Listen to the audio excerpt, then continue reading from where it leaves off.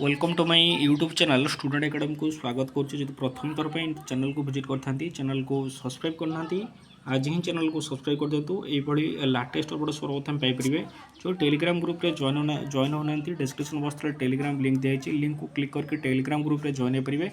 से समस्त PDF Piper WhatsApp group भी अच्छी। आज आम देखा ये जो पंचायत ऑफिस रे गोटे नियुक्ति बाहरी से नियुक्तिर योग्यता केते एलिजिबिलिटी केते तार बयस आपणकर मैक्सिमम बयस केते केते बयस रे आवेदन करेंगे ता सहित आवेदन शेष तारीख और आवेदन केमी करेंगे ऑनलाइन ऑफलाइन मोड तार समस्त डिटेल्स मुझे आपको कहबी।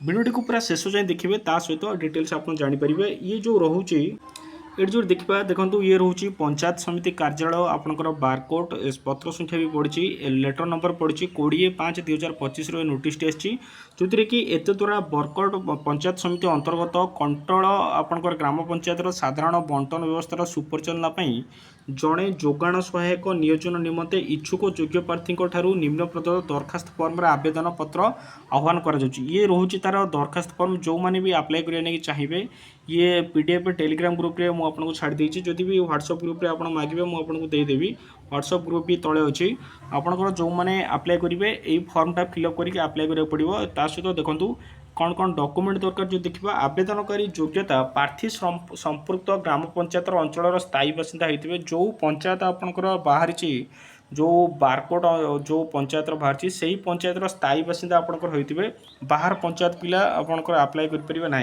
प्रार्थी अति कम ग्राजुएसन आपंकर +3 पास करथिबा दरकार। ता सहित प्रार्थी बयस आवेदन शेष कर तारीख सुधा 21 वर्ष कम किंबा 35 वर्ष ऊर्ध्व होने आवश्यक। आपणकर मिनिमम बयस है 21 मैक्सिमम है आपणकर 35 वर्ष जो ता सहित जो देखिए जोगाण सहायक नियुक्ति आवेदनकारी मैट्रिकुलेसन चयन पद्धति केमी हम माने सिलेक्शन प्रोसीजर रहा मैट्रिकुलेसन +2 और +3 जो एग्जाम देती पास नंबर यथाक्रमे 30% 30% 40% माने मैट्रिकुलेसन आपंकर 30% काउंट करा +2 जो मार्क रखिंट आपंकर 30% काउंट करा 40% काउंट करा +3 रे हार को नहीं अग्राधिकार क्रम तालिका तैयारी करा तहिरु प्रथम स्थान आपंकर एति परसेंटेज काउंट कला जार अधिक मार्क रे प्रथम स्थान दखल कर जिलापाल अनुमोदन क्रमे नियोजित करपंकर जिलापाल अनुमोदन क्रमे नियुक्ति दिज्व। जदि कह पारितोषिका आपंकर जोगाण सहायक मासिक सर्वाधिक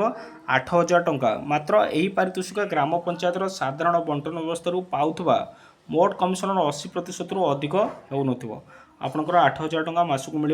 आवेदन पत्र ग्रहण शेष तारीख आपड़ा ऑफलाइन रे आपको फिलअप करके पकड़ा पड़ो पोस्टाल मध्यम ये मुझे कही रखुच्छी 20/6/2025 आर जो लास्ट डेट बारकोड जिला देवगढ़ आपंकर देवगढ़ जिलार जो बारकोड रही आपंकर देवगढ़ जिलार ओडिशा 76811 कार्यालय रजिस्ट्रेशन शीघ्र रजिस्ट्रेशन हो बा स्पीड पोस्ट हो जो थे आपंकर पकड़ा कथा पकई पारे 20/6/2025 रोचे।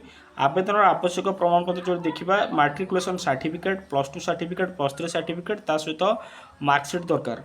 तहसिलदार प्राप्त सद्य स्थायी बासिंदा आपंकर जो रेसिडेंट सर्टिफिकेट जो बाहर रेसिडेंट सर्टिफिकेट दरकार ता सहित 2टा पासपोर्ट साइज फोटोग्राफ ता सहित 50 टंका गोटे डाक टिकट लफाफा आपंकर लगेबे 25x12 सेंटीमीटर सैज्र आपंकर लफाफा दरखास्त फर्म और तत्सलग्न प्रमाणपत्र सहित लफाफे उपरे रखिए कंट्रोल ग्राम पंचायत जोगाण सहायक आवेदन उपर आपंकर लिखिए ता सहित जदि प्रमाणपत्र दस्तावेज मूलन कला आपंकर जो ये जो लास्ट डेट रोचे 20/6/2025 रोचे लास्ट डेट। जदि कह आर प्रमाणपत्र नकला आपंकर 26/6/2025 पूर्वाह्न 11 घटिया समय तनखी माने आपंकर से आपंकर रिव्यू करा धार्य तारीख समय प्रमाणपत्र आउ जो मैंने ऑनलाइन अप्लाई करते से खूब शीघ्र सहित उपस्थित ना आवेदनकारी आवेदन पत्र को विचार नियोजित ना आपंकर जाइए बाहर जी एक माने सभा उपर से ही नियुक्ति पाइबे। आपंकर ये रोचे फर्माट जो मैंने अप्लाई करेंगे ये फर्म आपंकर मत मागिले मुझे देदेवी। एति इनफर्मेशन यही लाटेस्ट ओडिशा गवर्नमेंट जॉब जदि चाहूँगी आप जाना ताल आज ही आम चैनल को सब्सक्राइब करूँ। Thank you.